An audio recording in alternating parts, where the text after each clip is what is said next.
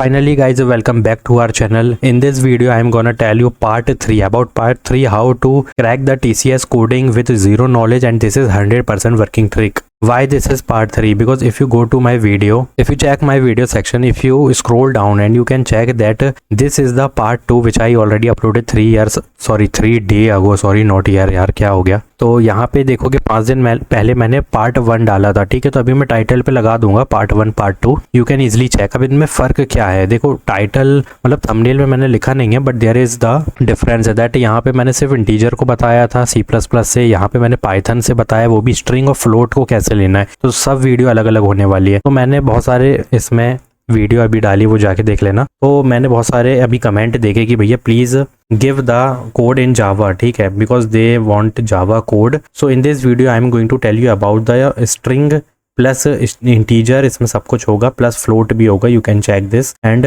Float के लिए input वाला देख लेना, तो ये वीडियो मिल जाएगी। मैं दोनों वीडियो डिस्क्रिप्शन बॉक्स में दे दूंगा। Now what you have to do, just watch video till end, ठीक है। So in this video I am going to tell you about the Java code and CPP code, ठीक है। Just watch video till end, this is about string and about Java and CPP. Now what you have to do, just watch video till end and understand each and everything, because this is for the public test case, but we don't have to just watch the input and we don't have to just print the output, ठीक है। Print करोगे कोई sense नहीं बनेगा। we have to just give the condition, ठीक है।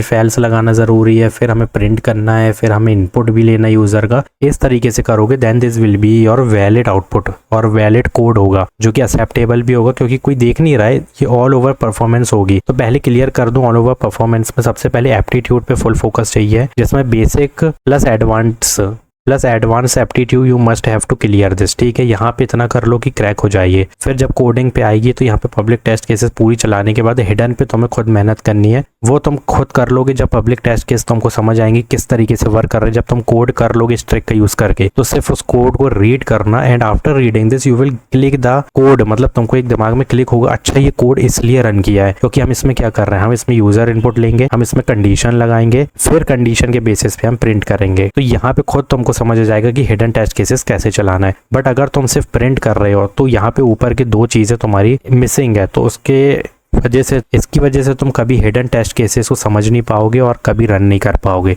सो this is the trick you have to just follow, ठीक है। These are the step you have to keep in mind. Now what is this? Now first of all you have to check this code.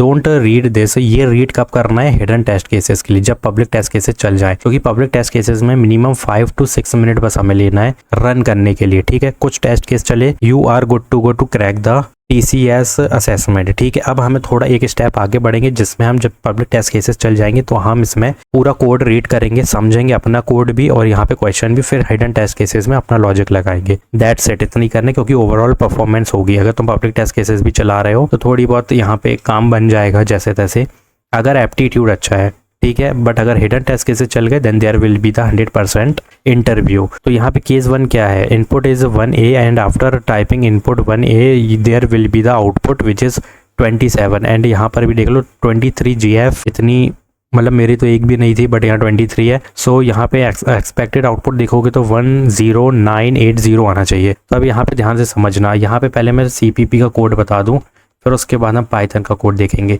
So you have to just include this which is mandatory, you all know, because मैंने भी पहले C++ ही पढ़ी थी, but इतना idea नहीं है। But यहाँ पे कैरेक्टर लेंगे, क्यों कैरेक्टर लेंगे, यहाँ पे देख लो कैरेक्टर लेना है हमको एक, ठीक है।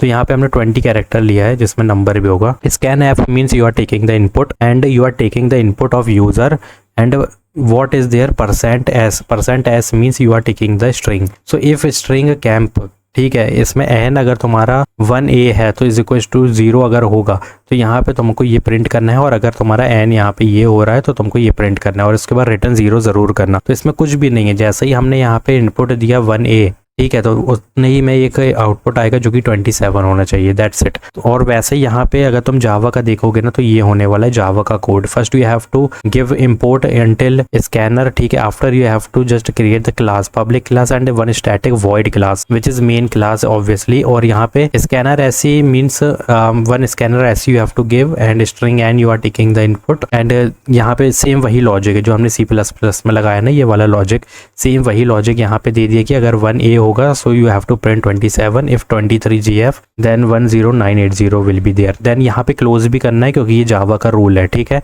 ये चीज़ ध्यान रखना. अब मैं इसमें क्या करने वाला हूँ, यहाँ पे मैं इसको इरेज करूंगा. So you can easily take the screenshot. Now take a screenshot of this Java code कि if you will get this type of input output, you have to just code like this in C++. Just take the screenshot and in Java you have to do like this. ठीक है, screenshot ले लिया है तो हमने, तो अच्छी बात है. तो अब यहाँ पे नेक्स्ट में मूव करेंगे जिसमें बोथ इज स्ट्रिंग. अब यहाँ पे क्या हो रहा है, इसमें 2 स्ट्रिंग आ रही है, 2 इनपुट विल बी देयर. ठीक है, first we will take as A और बी. अब यहाँ पे ए भी होगा बट यहाँ पे इनपुट इनवैलिड आउटपुट होना चाहिए. और यहाँ पे क्या होने वाला है, यहाँ पर भी 2 इनपुट होंगे. There will be the 2 input and 1 float type. You can check float type output will be there. Now how you can take this, suppose first of all we are checking the CPP. ठीक है, first there is a 2 input, that's why n is 1 and m is 1. Suppose this is n. Now understand one thing, this is the n and this is m, so there is a 2 input and you can check this is the 2 input and you are taking the 2 input. That's why you have to scan f 2 बार लिखना पड़ेगा in C++. Then you have to give AND operator. Why AND operator? Because you are taking the 2 input, one is n and one is m. फिर उसके बाद print करवा देंगे अगर ये equal होता है. और सेम इसके लिए भी यही है कि ni और ha के लिए हमने 2 इनपुट लिया. After that you have to print this, that's it. उसके अलावा कुछ नहीं है. Take the screenshot. Now take the screenshot of this Java program. इसमें भी कुछ नहीं है, सेम पूरा स्ट्रक्चर सेम होगा, जिसमें ये सेम होगा. ठीक है, ये पूरा ऊपर का सेम होगा और क्लास मेन सेम होगी और यहाँ पे स्कैनर सेम होगा. बस यहाँ पे ये चीजें चेंज होंगी कि 2 इनपुट लेना है यूजर के कि 1 लेना है, उसके बेसिस में होगा. बाकी पूरा कोड सेम होगा. Take the screenshot as soon as possible. Just I am removing this. Take the screenshot. Take screenshot for this CPP. अब यहाँ पे मूव करेंगे हम नेक्स्ट में, जिसमें अगेन 2 इनपुट विल बी दिया. 1 is string and second 1 is number. तो इस तरीके से भी आएंगे जिसमें हमको बहुत ध्यान रखना है. ठीक है, अब यहाँ पे क्या होगा, जब हम स्ट्रिंग ले रहे थे तो हम %s यूज करेंगे and if we are taking the integer then we have to use the %d in C++. ठीक है, सो अगेन सेम कोड, 2 बार इंटीजर लेना है. Again you have to take the 2 scanf. 1 is sy because this is for string and d is for integer. अब यहाँ पे again यही लिया, एंड ऑपरेटर का यूज किया, प्रिंट किया, एंड ऑपरेटर का यूज किया, यहाँ पे फिर प्रिंट किया. That's it. इसका स्क्रीनशॉट ले लो and take the screenshot of this Java program. So इसमें क्या करना है, again this line will be same and here you are taking the 2 input but this time this will change. यहाँ पे int आएगा और यहाँ पे string आएगा because first is string and second one is integer. तो यहाँ पर ध्यान रखना कि कोड में next int होना चाहिए और जब हम normal string यूज कर रहे हैं तो normal next बस होना चाहिए. बाकी सब सेम होगा with and operator. Again and operator and you have to close the program. That's it. Close करना जरूरी है वरना ये एक टाइम लिमिट नहीं होती है कि टाइम लाइन एकदम एक्सीड हो जाती है, वो हो जाएगा. ठीक है, प्रॉब्लम हो जाएगी, कोड फट जाएगा. यहाँ पे ध्यान रहे कि इस तरीके से लेना. तो मैंने तुम्हें 2 इनपुट बताए हैं लेना कैसे लेना है, जिसमें डिफरेंट टाइप भी मैंने बता दिया. Data type plus same data type plus 2 input